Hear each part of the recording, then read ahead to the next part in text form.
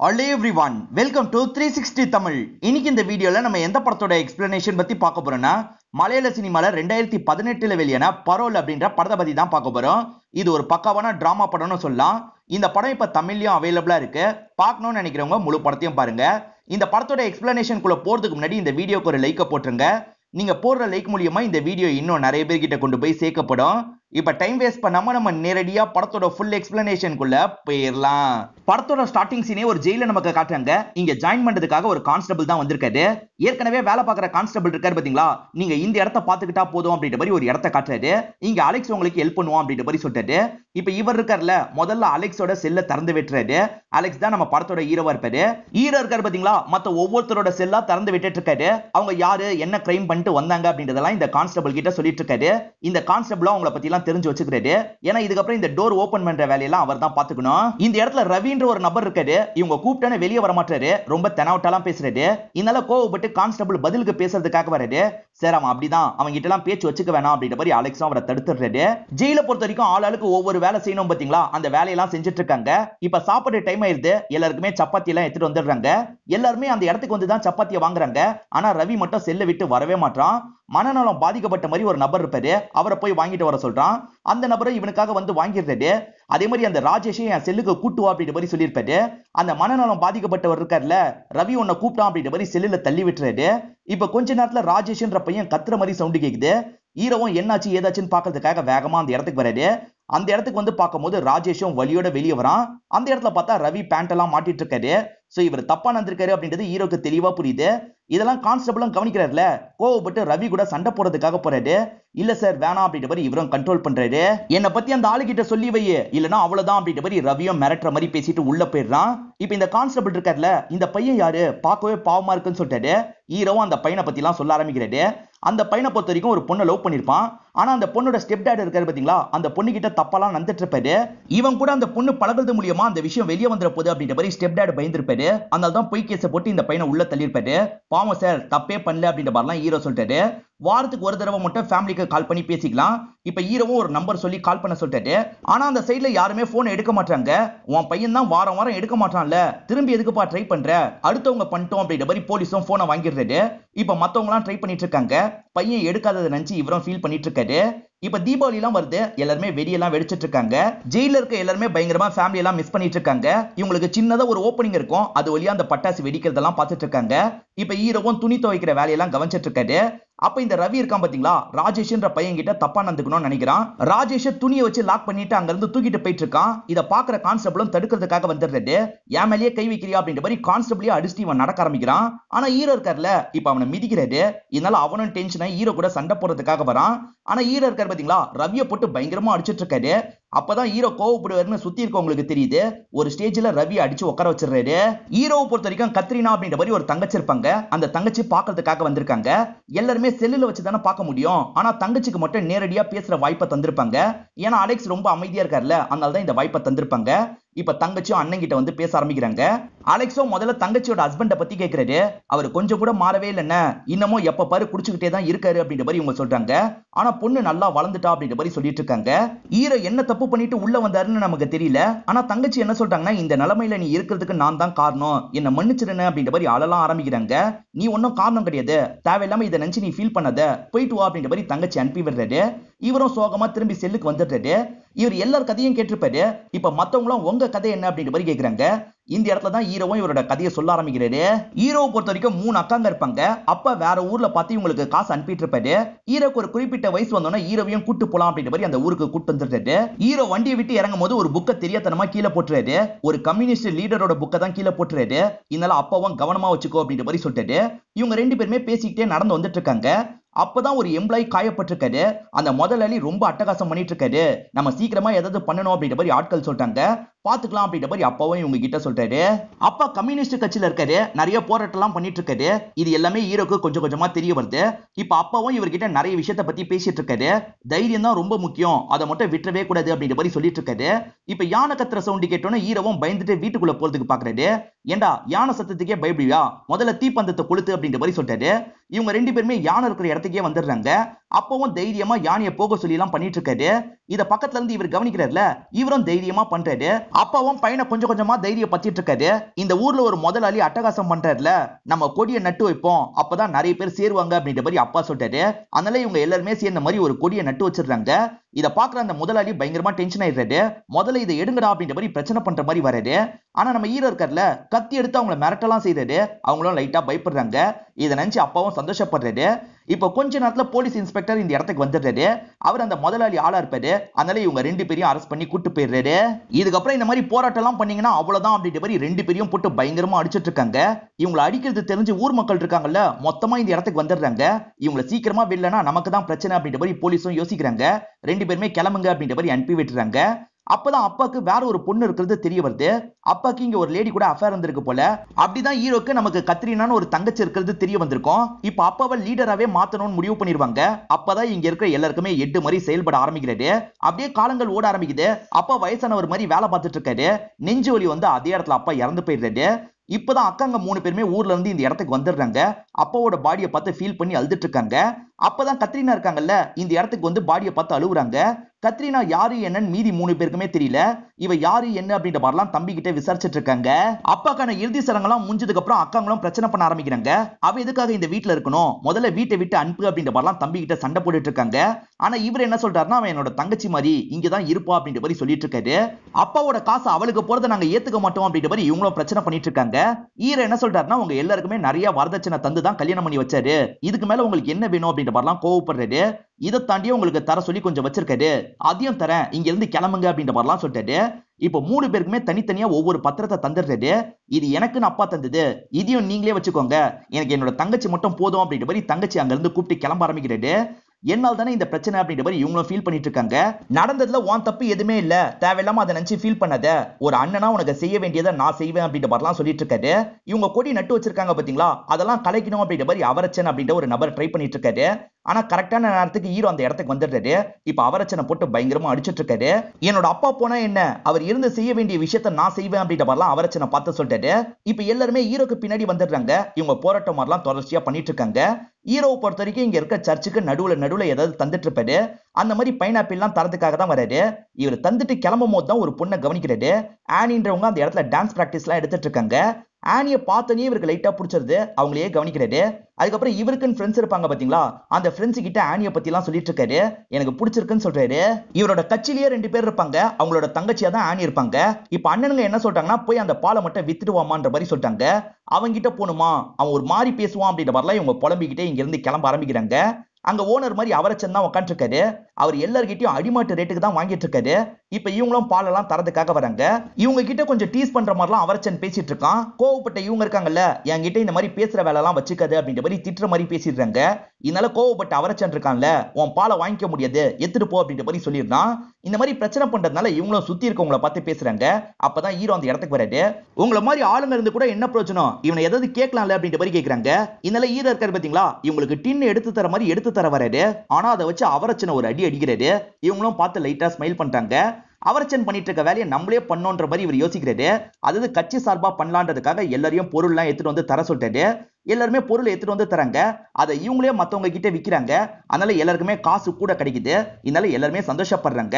அந்த மாதிரி பொருளை தரதுக்காக ஆனி அடிக்கடி வராங்க பாத்தீங்களா, அதனால இவங்க 2 பேருக்குமே லைட்டா பழக்கம் மாதிரிலாம் ஏற்படுது. இப்பதான் வர்கீஸ் அப்படின்ற ஒரு நபரை காட்டுறாங்க. இவரை பொறுத்த வரைக்கும் ஆர்மில இருக்காரு. ஹீரோவை பார்த்து பேசுறதுக்காக தான் வந்திருக்காரு. ஹீரோவும் என்ன விஷயம் அப்படின்ற மாதிரிலாம் கேட்கிறாரு. உங்க தங்கச்சி சர்ச்சுக்கு வரும்போது பார்த்திருக்கேன், எனக்கு ரொம்ப பிடிச்சிருக்கு, கல்யாணம் பண்ணி தரீங்களா அப்படின்ற மாதிரிலாம் கேட்கிறாரு. இவரும் தங்கச்சியை பாக்குறாரு. தங்கச்சி லைட்டா ஸ்மைல் பண்றாங்க. தங்கச்சிக்கு பிடிச்சிருக்குன்றதை ஹீரோவும் புரிஞ்சுக்கிறாரு. என்னம்மா கல்யாணத்துக்கு ஓகே தானேன்னு கேட்கிறாரு.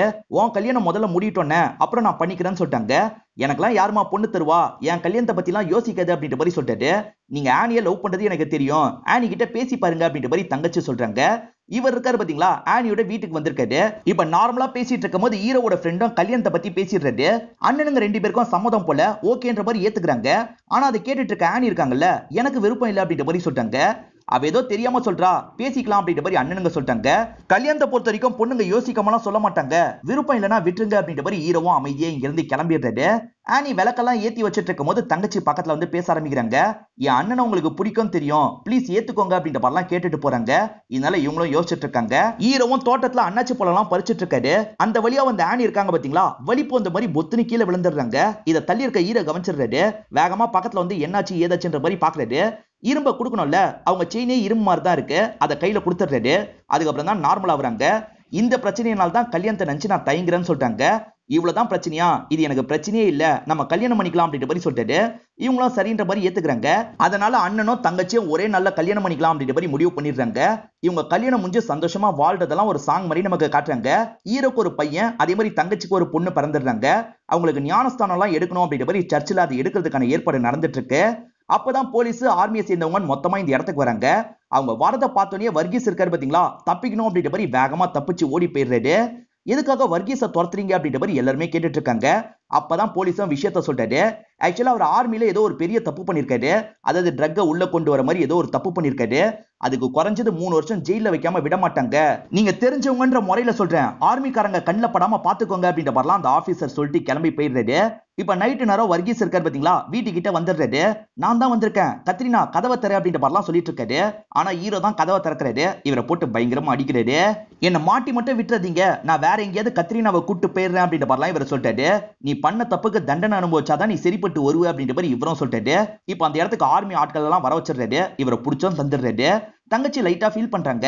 கவலைப்படாதமா, அவன் புது மனுஷனா திரும்பி வருவான் அப்படின்ற மாதிரி இவரும் ஆறுதல்லாம் சொல்லிட்டாரு. இப்ப 2 வருஷம் தண்டனை எல்லாம் அனுபவிச்சுட்டு இவரும் இந்த இடத்துக்கு வந்துடுறாரு. ஒரு பிசினஸ் பண்றதுக்கான பிளான் என்கிட்ட இருக்கு, நீங்க கொஞ்சம் காசு தந்து ஹெல்ப் பண்ணா நல்லா இருக்கும் அப்படின்ற மாதிரிலாம் கேட்கிறாரு.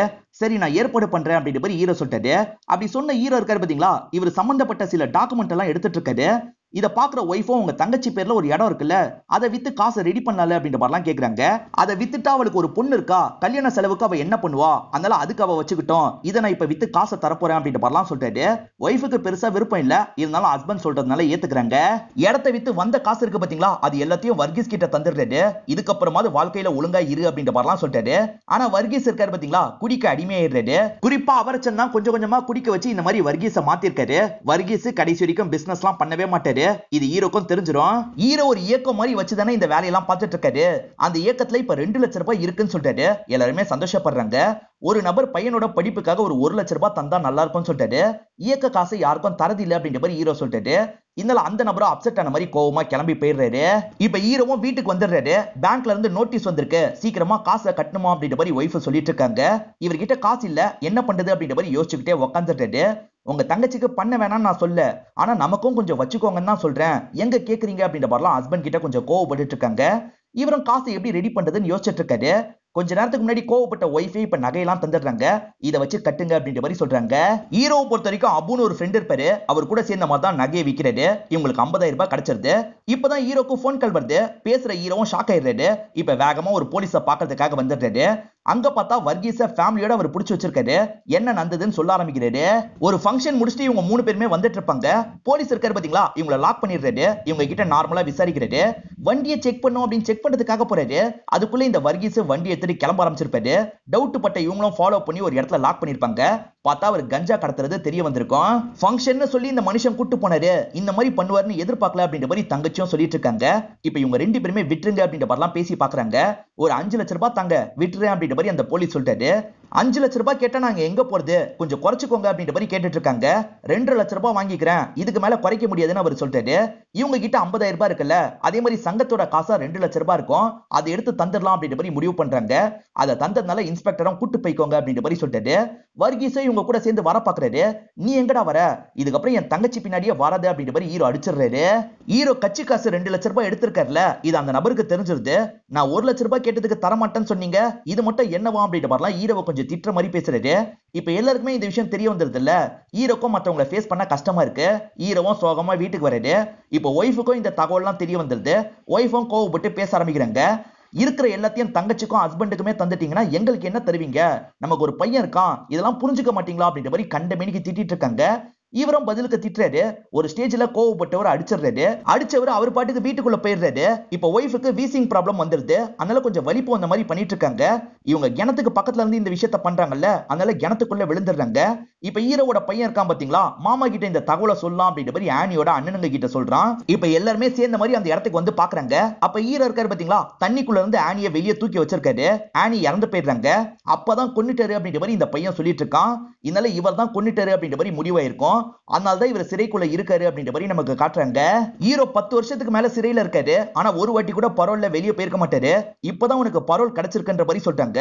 இதை கேட்கிற ஹீரோவும் பயங்கரமா சந்தோஷப்படுறாரு. இவரோட ஃப்ரெண்டு தான் பரோலை ஏற்பாடு பண்ணிருக்காரு போல. வெளியே போக போறோம் அப்படின்ற மாதிரி எல்லார்கிட்டயும் இவர் சந்தோஷமா பேசிட்டு கிளம்ப ஆரம்பிக்கிறாரு. இவர் வாசல் கிட்ட போகும்போது சீனியரும் வர சொல்லிடுறாரு. இவரும் என்ன விஷயம் அப்படின்ற மாதிரி சீனியர் கிட்ட கேட்டுட்டு இருக்காரு. சாரிப்பா, நீ வெளியே போக முடியாது. ஏன்னா வெளியே இருக்கவங்க உன்னால ப்ராப்ளம் வரும்னு நினைச்சாங்கன்னா இதை கேன்சல் பண்றதுக்கான வாய்ப்பு இருக்கு. உன் பையன் தான் ஆபத்து வரும்னு நினைச்சு கேன்சல் பண்ணிருக்கான் அப்படின்ற மாதிரி சொல்லிட்டாரு. இது பையனே கேன்சல் பண்ணிட்டானா அப்படின்ற மாதிரி இவரும் ஃபீல் பண்ணிட்டு இருக்காரு. பையன் இன்னும் நம்மள தப்பா தான் புரிஞ்சிருக்கான் அப்படின்ற மாதிரி யோசிக்கிறாரு. ரொம்ப ஆசையா கிளம்பினார்ல, இப்ப செல்லுக்குள்ள வந்து பயங்கரமா ஃபீல் பண்ணிட்டு இருக்காரு.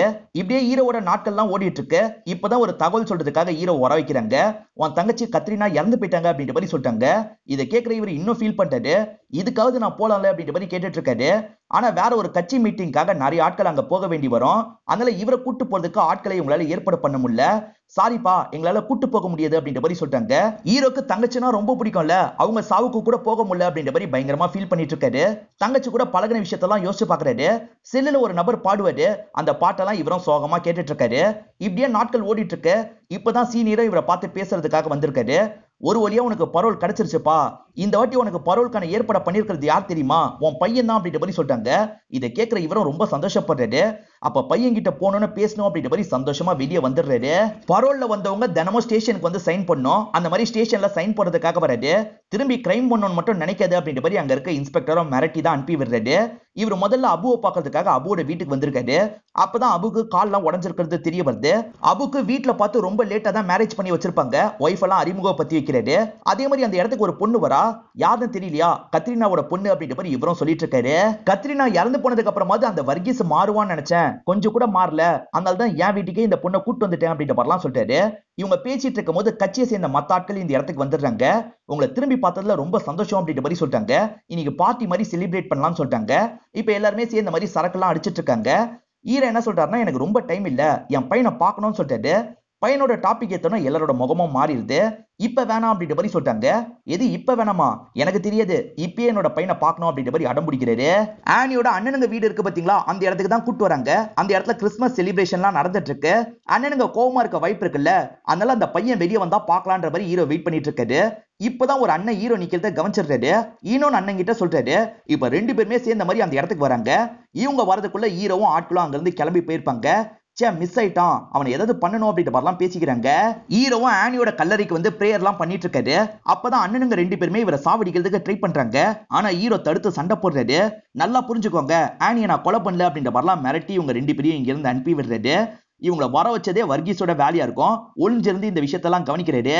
இவர் இந்த மாதிரி சண்டை போட்டது இன்ஸ்பெக்டருக்கு தெரிய வந்துருது. என்ன பரோல்ல வெளியே வந்துட்டு திரும்பி சண்டை போடுறியா, இதுக்கப்புறம் இந்த மாதிரி நடந்தது, திரும்பி உன்னை ஜெயிலுக்குள்ள அனுப்பிடுவேன் அப்படின்ற மாதிரிலாம் இன்ஸ்பெக்டர் மிரட்டுறாரு. இப்ப வெளியே வந்த ஹீரோவும் எனக்கு டைம் இல்ல, என் பையனை பார்க்கணும், ஸ்கூல் எங்கன்னு சொல்லுங்க அப்படின்ற மாதிரிலாம் விசாரிச்சுக்கிறாரு. இப்ப ஸ்கூல்ல பையனை பார்க்கறதுக்காக வந்துடுறாரு. பையன் ஸ்கூல்ல இல்லன்னு தெரிய வருது. அவன் ஸ்போர்ட்ஸ் மீட்டுக்காக போயிருக்கான், நீங்க இங்க போனா பார்க்கலாம் அப்படின்ற மாதிரி சொல்லிட்டாங்க. இவரும் சரின்ற மாதிரி அட்ரஸ் வாங்கிக்கிறாரு. அந்த இடத்துல பையனை பார்க்கறதுக்காக வராரு. பையன் அந்த இடத்துலயும் இல்லன்ற மாதிரி சொல்றாங்க. பையன் இந்த இடத்துலயும் இல்லனா எங்க போயிருப்பான் அப்படின்ற மாதிரி இவரும் யோசிச்சுக்கிட்டே அங்க இருந்து வெளியே வந்துடுறாரு. இப்ப திரும்பி ஊருக்கு போனோம்ல, பஸ் எப்போ வரும் அப்படின்ற மாதிரிலாம் ஏடிஎம் வாட்ச்மேன் கிட்ட விசாரிக்கிறாரு. அவரும் பஸ் வர டைம் தான், வெயிட் பண்ணுங்க அப்படின்ற மாதிரி சொல்லிட்டாரு. இவரும் பஸ் ஸ்டாப் நோக்கி வெயிட் பண்றதுக்காக போறாரு. அப்படியே இவர் வீட்டுக்கு வந்ததை நமக்கு காட்டுறாங்க. இப்ப காலையில டைம் அபு கிட்ட பேசிட்டு இருக்காரு. ரெண்டு பேருமே பேசிக்கிட்டே நியூஸ் சேனலை வச்சு பாக்குறாங்க. அப்பதான் ஏடிஎம்ல கொல்ல போயிருக்கு அப்படின்ற மாதிரிலாம் சொல்லிட்டு இருக்காங்க. ஹீரோ ஒரு ஏடிஎம் வாட்ச்மேன் கிட்ட பேசினார்ல, அங்கதான் கொல்ல போயிருக்கு போல. ஹீரோ பையனை பாக்குறதுக்காக ஸ்கூலுக்கு வந்துட்டு இருக்காரு. அப்பதான் ஹீரோக்கு போன் கால் வருது. நம்ம இப்போதைக்கு காசை பிரிக்க வேணாம், ஒரு வாரம் கழிச்சு பிரிச்சுப்போம் அப்படின்ற மாதிரி ஒரு பையன் பேசிட்டு இருக்கான். ஹீரோ எதுவுமே பேச மாட்டாரு. இப்ப காலை கட் பண்ணிட்டு திரும்பி ஸ்கூலை நோக்கி நடக்கிறாரு. அப்பதான் ஸ்கூலுக்குள்ள இருந்து ஒரு பையன் வேகமா ஓடி போறான். இப்ப சாருங்களா அந்த பையனை பிடிக்கிறதுக்கு ட்ரை பண்றாங்க. அந்த பையன் ஹீரோவை இடிச்சுட்டு தான் போயிருப்பான். ஹீரோவும் அந்த பையனோட முகத்தை கவனிச்சுக்கிறாரு. இப்பதான் பிடிக்க முடியாத சாருங்களும் பேசிக்கிட்டே வராங்க. அப்பா ஒய்ஃபையே கொலை பண்ணிட்டு உள்ள போனவன் தானே, அவனோட பையன் எப்படி இருப்பான் அப்படின்ற மாதிரிலாம் பேசுறாங்க. இது மூலியமா போனவன் தான் பையன்றது தெரிஞ்சிருது. இது தெரிஞ்சோட ஹீரோ இந்த இடத்துல பயங்கரமா ஷாக்லாம் ஆயிட்டு இருக்காரு. இப்ப ஹீரோவும் வீட்டுக்கு வந்து அபு கிட்ட பேசிட்டு இருக்காரு. அப்பதான் அந்த கொள்ள சம்பவத்தை பத்தி நியூஸ்ல சொல்லிட்டு இருக்காங்க. வாட்ச்மேனா பயங்கரமா தாக்கிதான் இந்த கொள்ள சம்பவம் நடந்திருக்கு அப்படின்ற மாதிரி சொல்லிட்டாங்க. கடைசியா வாட்ச்மேன் கிட்ட பேசினது இந்த நபர் தான் அப்படின்ற மாதிரி ஹீரோவோட போட்டோவை காட்டுறாங்க. இப்ப கொஞ்ச நேரத்துல போலீஸ் இந்த இடத்துல ஹீரோவை அரெஸ்ட் பண்றதுக்காக வந்துடுறாங்க. நான் இதெல்லாம் பண்ணல அப்படின்ற மாதிரி சொல்லிட்டாரு. ஆனா இன்ஸ்பெக்டர் கேட்காம வேகமா இவர் அரெஸ்ட் பண்ணி கூட்டு போயிடுறாரு. பரோல்ல 10 நாள் வெளியே போறவங்க தான் அதிகம் இந்த கிரைம் எல்லாம் பண்ணுவாங்க, அதனால தான் போலீஸ் உன் மேல சந்தேகப்படுறோம் அப்படின்ற மாதிரி போலீஸ் இன்ஸ்பெக்டர் சொல்லிட்டாரு. நீ ஏன் உறுதியா தெரியல, அந்த வாட்ச்மேன் முழிச்சாதான் எதுவும் சொல்ல முடியும் அப்படின்ற மாதிரி சொல்லிட்டாரு. மாலை போட்டிருக்க ஒரு குரூப் தான் அந்த வாட்ச்மேனை ஹாஸ்பிட்டல்ல சேர்த்திருப்பாங்க. அந்த குரூப்பை வர வச்சு இன்ஸ்பெக்டரும் விசாரிச்சு பாக்குறாரு. நீங்க இவரை தான் பாத்தீங்களா அப்படின்னு கேக்குறாரு. இவரை தான் பார்த்தோம், ஆனா இவர் அடிச்சதெல்லாம் நாங்க பாக்கல அப்படின்ற மாதிரி சொல்லிட்டாங்க. சரி நீங்க போலாம் அப்படின்ற மாதிரி அனுப்பி விடுறாரு. உன் மேல இன்னும் சந்தேகம் மட்டும் தான் இருக்கு, ஊர்தியாச்சுன்னா திரும்பி உன்னை அரெஸ்ட் பண்ண வேண்டி இருக்கும், கிளம்பு அப்படின்ற மாதிரி அனுப்புறாங்க. நீ நியூஸ பார்க்கும்போது கொஞ்சம் பதட்டப்பட்ட, நான் கவனிச்சேன், நீ ஏதாவது பண்ணிருந்தனா சொல்லு அப்படின்ற மாதிரி அபு கேக்குறாரு. இந்த இடத்துல தான் ஹீரோ விஷயத்த சொல்ல ஆரம்பிக்கிறாரு. இவர் அந்த இடத்துல வெயிட் பண்ணிட்டு இருக்கும் போது தான் 2 பசங்க சேர்ந்த மாதிரி வாட்ச்மேனை அட்டாக் பண்ணிருப்பாங்க. காப்பாத்த வந்த ஹீரோ இருக்கார்ல, 2 பேர் கூடயும் பயங்கரமா சண்டை போடுறாரு. அப்போ ஒரு பையனோட முகத்தை பாத்துறாரு. அந்த பையன் தான் இவரோட பையனா இருப்பான். இது ஸ்கூல்ல பார்க்கும்போது தான் இவருக்கு கன்ஃபார்ம் ஆயிருக்கும். அந்த 2 பேருமே கிளம்பி போனதுக்கு அப்புறம் தான் மாலை போட்ட குரூப் இந்த வழியா வருவாங்க. இவரும் வாட்ச்மேனை ஏத்தி விட்டுறாரு. அதே மாதிரி பையனோட போன் இருக்கு பாத்தீங்களா, அப்பதான் இவருக்கு கிடைச்சிருக்கும். இந்த போன்ல வேற ஒரு பையனை என்கிட்ட பேசினா அப்படின்ற மாதிரிலாம் இவர் சொல்லிட்டு இருக்காரு. இவர் சொல்லிட்டு இருக்கும் போதே இவருக்கு போன் கால் வருது. இவரும் அட்டன் பண்ணி எதுவுமே பேசாம கேட்டுட்டு இருக்காரு. என்னடா எப்ப கால் பண்ணலாம் பேச மாட்டேன், நம்ம காசை பிரிச்சுக்கலாம்ல அப்படின்ற மாதிரிலாம் அந்த பையன் கேட்கிறான். இந்த நம்பர் யாரோடதுன்றதை கண்டுபிடிக்கணும்னு சொல்றாரு. சரி நாங்க கண்டுபிடிக்கிறோம் அப்படின்ற மாதிரி ஆட்களும் சொல்றாங்க. இப்ப வர்கீஸ் இருக்காரு பாத்தீங்களா, பொண்ணை பார்த்து பேசுறதுக்காக வீட்டுக்கு வந்துடுறாரு. இந்த வீட்டுல இதுக்கப்புறம் நீ இருக்க வேணாம், ஏன்னா இங்க ஒரு குற்றவாளி இருக்கான், என் கூடயே வந்துரு அப்படின்ற மாதிரிலாம் சொல்லிட்டு இருக்காரு. ரொம்ப என் மேல அக்கறை இருக்க மாதிரி பேசாதீங்கப்பா, மாமாவை பத்தி எனக்கு தெரியும், அவர் நல்லவரு அப்படின்ற மாதிரிலாம் சொல்லிட்டு இருக்காங்க. இது நடந்துட்டு இருக்கும் போதே ஹீரோ வந்துடுறாரு. இப்ப வர்கீஸை போட்டு பயங்கரமா திட்டுறாரு. என் தங்கச்சி தான் ஒழுங்கா பாத்துக்கல, என் தங்கச்சி பொண்ணியாவது ஒழுங்கா பாத்துக்கோ அப்படின்ற மாதிரிலாம் கோவப்பட்டு பேசுறாரு. இப்ப போலீஸ் இருக்காங்க பாத்தீங்களா, அடையாளம் காட்டுறதுக்காக ஹீரோ வர வச்சிடுறாங்க. அந்த இடத்துல பார்த்தா ஒரு 7-8 பசங்க இருக்காங்க. ஹீரோவும் ஒவ்வொரு பசங்களா பாத்துட்டு இருக்காரு. இவரோட பையனும் அந்த இடத்துல இருக்கான். அவன் பேரு ஷைன் அப்படின்றது. இவர் அந்த பையனெல்லாம் பாக்குறாரு. இருந்தாலும் இதுல யாருமே இல்ல அப்படின்ற மாதிரி போலீஸ் கிட்ட பொய்யா சொல்றாரு. இப்ப போலீஸ்ல ஒருத்தர் பயங்கரமா டென்ஷன் ஆயிட்டாரு. இவன் தான் உன்னோட பையன், உனக்கு தெரியும்ல அப்படின்ற மாதிரி கேக்குறாரு. ஹீரோவும் தெரியும் அப்படின்ற மாதிரி சொல்றாரு. இவனை காப்பாத்துறதுக்காக நீ பொய் சொல்றனா நீயும் பிரச்சனையில மாட்டுவ, ஒழுங்கு மரியாதையா உண்மையை சொல்லுன்னு கேக்குறாரு. சத்தியமா இவனை நான் அந்த இடத்துல பார்க்கல அப்படின்ற மாதிரி ஹீரோவும் திரும்பி போய் சொல்றாரு. ஆனா போலீஸ் அந்த பையன் மேலதான் சந்தேகப்படுறாங்க. காரணம் என்னன்னு பாத்தீங்கன்னா, அந்த நைட்டு நேரம் அவன் மட்டும் தான் அந்த வழியா போயிருப்பான். அதனாலதான் இவன் மேல எங்களுக்கு சந்தேகம் இருக்கு, ஆதாரம் மட்டும் கிடைச்சதுன்னா கண்டிப்பா உள்ள தள்ளிடுவோம் அப்படின்ற மாதிரிலாம் சொல்லி தான் ஹீரோவை அனுப்பி விடுறாங்க. பையனை பார்க்கணும்னு சொல்லும் போதெல்லாம் ஆட்கள் வேணாம்னு சொன்னாங்கல்ல, இதுக்காக தான் வேணாம்னு சொன்னீங்களா அப்படின்ற மாதிரி இவரும் ஃபீல் பண்ணி அழுதுட்டு இருக்காரு. இப்ப 2 பேரும் அந்த தகவல்லாம் சேகரிச்சுட்டு இவர்கிட்ட சொல்றதுக்காக வராங்க. இந்த வீட்ல இருந்து தான் கால் வந்திருக்கு, அது வேற யார் வீடும் கிடையாது, இந்த கேஸை விசாரிக்கிற இன்ஸ்பெக்டரோட வீடு, இன்ஸ்பெக்டர் பேர்ல தான் அந்த நம்பரே இருக்கு அப்படின்ற மாதிரிலாம் சொல்லிட்டு இருக்காங்க. இதனால ஹீரோ இருக்காரு பாத்தீங்களா, இன்ஸ்பெக்டரை பார்த்து பேசுறதுக்காக வந்துடுறாரு. ஹீரோவும் உண்மையிலே நடந்த விஷயத்த சொல்ல ஆரம்பிக்கிறாரு. அந்த 2 பேர்ல ஒருத்தன் என்னோட பையன் அப்படின்ற மாதிரி சொல்லிட்டாரு. இன்னொருத்தன் யார் தெரியுமா, உங்க பையன் தான், ஏன்னா அவங்க கிட்ட இருந்து எனக்கு கால் வந்திருக்கு, என்கிட்ட எல்லா ப்ரூஃப்மே இருக்கு, ஏதோ தெரியாம பசங்க பண்ணிட்டாங்க, என் பையன் பண்ண தப்புக்காக நான் குற்றத்தை ஏத்துக்கிறேன், நீங்க கொஞ்சம் யோசிச்சு உங்க முடிவை சொல்லுங்க அப்படின்ற மாதிரிலாம் கிளம்பி போறாரு. இப்பதான் அபுவும் ஒரு விஷயத்த சொல்ல ஆரம்பிக்கிறாரு. இவர் வெளியே வரணும்னா பையன் சைன் போடணும்ன்ற நிலைமை வரும். பையன் கிட்ட சைனை கேட்கும் போது 50,000 ரூபாய் தாங்க சைன் போடுறேன் அப்படின்ற மாதிரி தான் சைனை போட்டிருப்பான். அந்த 50,000 ரூபாயை வச்சு அவரச்சன் கூட சேர்ந்து இவன் கஞ்சா பிசினஸ் எல்லாம் பண்ணிட்டு இருப்பான். இதை தட்டி கேட்கணும் அப்படின்ற மாதிரி அவரச்சன் கிட்ட பேசுறதுக்கு போயிருப்பாரு. அவரச்சன் தான் இவரோட காலை உடைச்சிருப்பாரு. இதெல்லாம் தெரிஞ்சா கஷ்டப்படுவோம் தான் சொல்லு அப்படின்ற மாதிரி அபு சொல்றாரு. அதே சமயம் அந்த இன்ஸ்பெக்டர் பையன் கிட்ட பேசி பாக்குறாரு. நான் தான்ப்பா இந்த விஷயத்த பண்ண, என்ன மன்னிச்சிருங்க அப்படின்ற மாதிரிலாம் பையன் சொல்லிட்டு இருக்கான். இப்ப இவங்க 2 பேருமே ஒரு இடத்துல வச்சு மீட் பண்ணிக்கிறாங்க. நம்ம 2 பேரோட பசங்க கிட்டயும் பேசிட்டேன், அவங்களுக்கு எந்த பிரச்சனையும் வராது, நீ ஜெயிலுக்கு போற மாதிரி இருக்கும் அப்படின்ற மாதிரி சொல்லிட்டாரு. என் பையன் எங்க வீட்டுக்கு திரும்பி வரலன்னு ஹீரோ சொல்லிட்டாரு. அவன் எப்பயோ போயிட்டானே அப்படின்ற மாதிரி இவரும் சொல்லிட்டாரு. இதனால பையன் எங்கன்ற மாதிரி தேடுறாங்க. அவரச்சன் இடத்துக்கு வந்து தேடும் போது அந்த இடத்துல தான் பையனை லாக் பண்ணி வச்சிருக்கிறது தெரிய வருது. கஞ்சா போதையில தான் பையனை வச்சிருக்காரு. என்ன மீறி அவனை கூட்டு போக முடியாது அப்படின்ற மாதிரி ஹீரோவை தடுத்துட்டு இருக்காரு. கோவப்பட்ட ஹீரோ இருக்காரு பாத்தீங்களா, அவரச்சனை போட்டு பயங்கரமா அடிக்கிறாரு.